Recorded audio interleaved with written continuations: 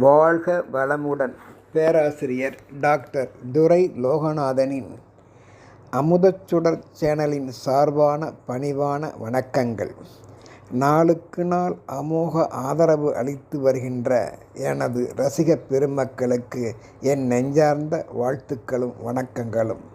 வாருங்கள், இன்றைய சிறுகதையாம் இளைஞரின் யதார்த்த போக்கிலும் என்னும் சிந்தனைக்குரிய சிறுவர்களுக்கு வேண்டிய சிறுகதை. வாருங்கள், கதைக்குள் செல்வோம். நாவலூரில் வசிக்கும் புனிதன் என்பவன் பாட்டியால் வளர்க்கப்பெற்ற மிகவும் புனிதமானவன்தான். அவன் மீது எந்த ஒரு குறையும் யாரும் சொல்ல முடியாது.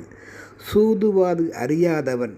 அப்படிப்பட்டவனே ஒரு நாள் நெஞ்ச குமுறுதலுடன் திக்குமுக்காடி யாரும் அறியா வண்ணம் கண்ணீர் சிந்துவதும் ஏக்கப் பெருமூச்சு விடுவதும் இப்படியுமாக படுக்கையறையில் உறக்கம் வராமல் புரண்டு புரண்டு படுத்து கொண்டு என்ன செய்வதென்று தெரியாமல் தத்தளித்து கொண்டிருந்தான், நீரில் விழுந்த எறும்பு போல. புனிதனோ நண்பன் பரசுவின் வீட்டிற்கு பரசுவால் அடிக்கடி அழைக்கப்பெற்ற நிலையில் அவ்வாறு அடிக்கடி போய் வருவதும் வழக்கமாய் இருந்து வந்தான். நாளடைவில் ஏற்பட்ட துயர நினைவுகள் அவனை இன்று வாட்டிற்று போலும் என்றே உணர வேண்டும். கதை ஓட்டம் காண்போம்.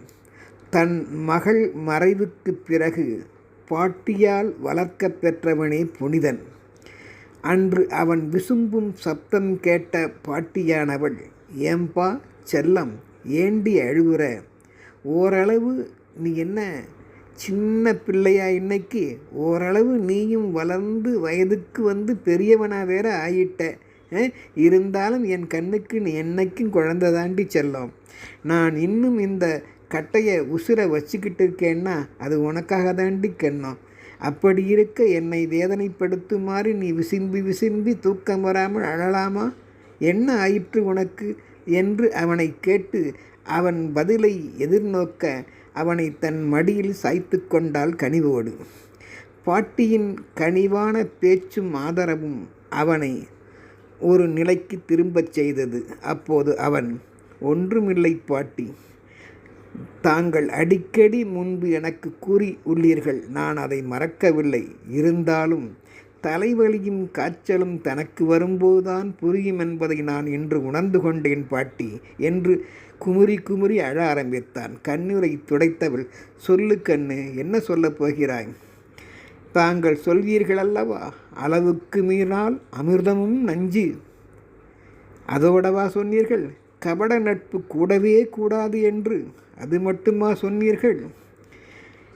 என்னெல்லாம் எனக்கு சொல்லி சொல்லி பால் ஊட்டுவது போல் சோறு ஊட்டுவது போல் சொல்லி சொல்லி வளர்த்தீர்கள். உங்கள் புத்திமதியை இன்றளவும் நான் பின்பற்றித்தான் நடக்கின்றேன் பாட்டி. அப்படியிருந்தும் பதில் சொல்ல முடியாமல் அவன் தொண்டை அடித்தது. அடைக்க பெற்ற தொண்டையை கண்ட பாட்டியானவள் அதை சரி செய்துவிட்டு, உன் நண்பன் மிகவும் நல்லவன்தானே? அப்போ ஏன் கண்ணு இப்படி நீ புலம்புற? சொல்லுப்பா என்றவுடன் பாட்டி, நல்ல என் உயிர் நண்பன் பரசு என்னை அடிக்கடி அவன் வீட்டிற்கு அன்போடு அழைத்து வந்து விடுவதும் செல்வதும் உங்களுக்கு தெரியும். அவ்வீட்டினரும் ஆரம்ப காலத்தில் என்னை அன்போடு தான் வரவேற்றனர். ஆனால் பாட்டி, அழுதான். டேய் சொல்லப்பா, தேம்பாதே. ஆனால் பாட்டி, நாளாக நாளாக அவர்கள் என்னை வெறுக்கவும் ஆரம்பித்து விட்டது. இன்றுதான் புரிந்து கொண்டேன் பாட்டி. காரணம் ஏன் வெறுக்கிறார்கள் என்று மட்டும் என்னால் அறிந்து கொள்ள முடியவில்லை என்று புலம்பி தள்ளிக்கொண்டு வீட்டை விட்டு கிளம்பலாமா என்று யோசித்தவன் அன்றுதான் முதலாக அவன் பரசுவின் வீட்டுக்கு சென்றபோது அவர்கள் பேசிக்கொண்டிருந்ததை கேட்டான். அதற்கு பிற்பாடுதான் இந்த விசும்புதலும் பாட்டியின் ஆறுதலும் ஏற்பட்டது.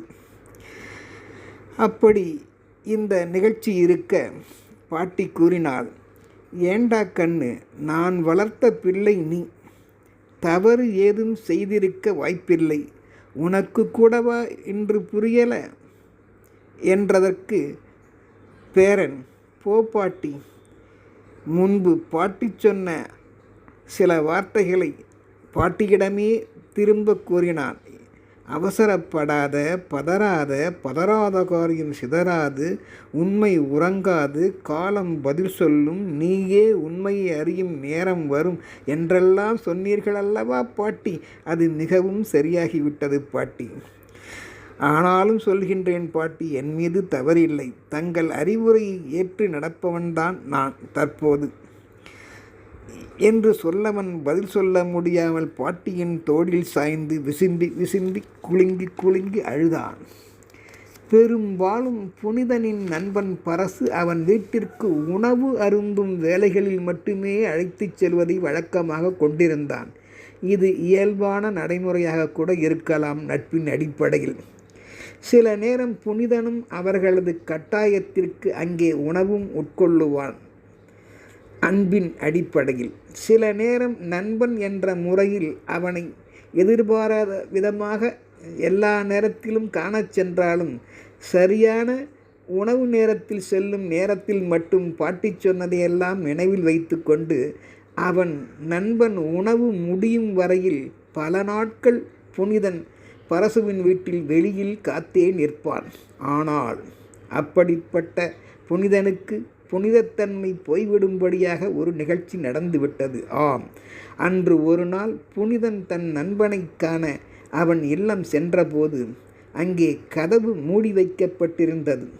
உள்ளே தாழ் இடாமலும் இருந்தது. லேசாக கதவு திறந்திருந்தது. ஆனால் இவன் மனக்கதவை சாத்தும் அளவிற்கு அந்த அவர்கள் பேச்சின் உரையாடல் அவ்வாறு அமைந்திருந்தது. உள்ளே அது மெதுவாக வெளியே தெரிய வந்தது.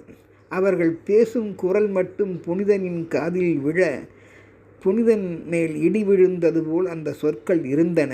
தன் புனிதத்தன்மை கெட்டுவிட்டதோ என்றும் தன் நெஞ்சை தேற்ற முடியாமல் திணறி நின்றான். எங்கே செல்வது? திரும்பிச் செல்லலாமா? நண்பன் வருத்தப்படுவானே என்றெல்லாம் திகைத்து நின்றான். இந்த நிகழ்ச்சி இவ்வாறு இருக்கையில் பாட்டியானவள் இவன் அழுவதற்கு காரணத்தை புரிந்து கொண்டு, இதோ பார் பரசு, உன் நண்பன் புனிதன் அடிக்கடி இங்கு வந்து போவது வருவது சரியில்லை. அதுவும் சரியாக சாப்பாட்டு வேளையில் வேற வருகிறான். நீயும் அவனை அழைத்து இங்கு வருகிறாய். இப்படியே தொடர்ந்தால் சரிபடாது. மேலும் நம் வீட்டில் முன்பு காணாமல் போன எனது நெக்லஸ் கண்டிப்பாக அவன்தான் எடுத்து இருக்கணும். இதற்கு காரணம் புனிதனாகத்தான் இருக்க முடியும். அவன் வந்து போக ஆரம்பித்த நாளில்தான் இவ்வாறு காணவில்லை. யாரை குறை சொல்வது என்றெல்லாம் அவர்கள் பேசியதை நீ இன்று என்னிடம் கூறியதிலிருந்து நான் அறிந்து கொண்டேன். புனிதா, பாட்டி சொல்லை தட்டாதே, மிகவும் கூன்றி கேள். அவர்கள் பேசுவதை கேட்டவுடன் நிகைத்து போனது சரிதான். அதனை யாரிடமும் சொல்ல முடியாமல் நீ தவித்ததும் புலம்பியதும் சரிதான். அதற்கு காரணம் சரியே. ஆனால் ஒன்றையே மட்டும் உண்மை பாட்டி சொல்கிறேன் கேள். சந்தேக கோடு என்பது என்றும் சந்தோஷக்கேடாகவே ஆகிவிடும் என்பதை மட்டும் மறந்துவிடாதே. தன் அழுகையின் வழியே மெதுவாக பாட்டியிடம் இவற்றையெல்லாம் முன்பு கூறினான். அதற்கு அப்போதே பாட்டியானவள், பார்த்தாயா புனிதா, என்னதான் நட்பாக இருந்தாலும் வீண்வழி உனக்குத்தானே. அதுவும் ஒருவர் வீட்டுக்கு செல்லும்போது அவர்கள் கூறுவது போல் சாப்பாட்டு வேலையிலா செல்வது? அது மாபெரும் தவறல்லவா? மேலும் அவர்கள் சாப்பிடு என்று சொன்னால் வற்புறுத்தினால் கூட நீ சாப்பிடலாமா? சாப்பிட்டுத்தான் வந்தேன் என்று நம் குடும்பெருமையை காக்க வேண்டாமா? நாசுக்காக சொல்லி அங்கிருந்து நழுவி வந்துவிட வேண்டாமா என்பதையெல்லாம் நீ இப்பொழுது புரிந்து கொள். மற்றும் இதுபோன்ற சந்தேகப்படும் வேதனைப்படும் இல்லங்களுக்கு தயவு செய்து செல்லாமல் இருப்பதே போன்ற இளைஞர்களுக்கும் நல்லது.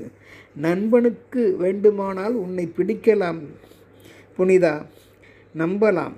அதுவே எல்லாருக்கும் பிடிக்குமா என்ன? நண்பன் நண்பன்தான். இருந்தாலும் அவர்களை சார்ந்தவர்கள் மனக்கருத்துக்கள் வெவ்வேறாக உள்ளனவே. யோசித்துப்பார். அதனால் கூறுகிறேன் புனிதா, தூரத்து பச்சையே கண்ணுக்கு அழகு, கிட்ட போனால் முட்ட பகையே. சேரிடம் அறிந்து நாம் சேர வேண்டும். பட்டும் படாமலும் தொட்டும் தொடாமலும் 10 அடி எட்டி நின்றே நிற்பது நல்லது. அண்ணனும் தம்பியுமாக இருந்தால் கூட வாயும் வயிறும் வேறுதானே, இதை நீ உணரவில்லையா என்று மிகவும் புத்தி காட்டிய தன் பாட்டின் காலில் விழுந்து, பாட்டி சொல்லை இனிமேல் தட்டமாட்டேன் என்று தன் புனிதத்தன்மையை மேலும் மெருகூட்டி கொண்டான். எனவே இக்கதை வழி இளைஞர் மற்றும் ஒருவரின் இயல்பான யதார்த்த போக்கிலும் எவ்வேளைகளிலும் சரி மிகினும் குறையினும் நோய் செய்துவிடும் என்பதை மட்டும் உணர்ந்து கொண்டால் யாவரும் பழிபடாமல் வாழ்வோம். வாழ்க வளமுடன்.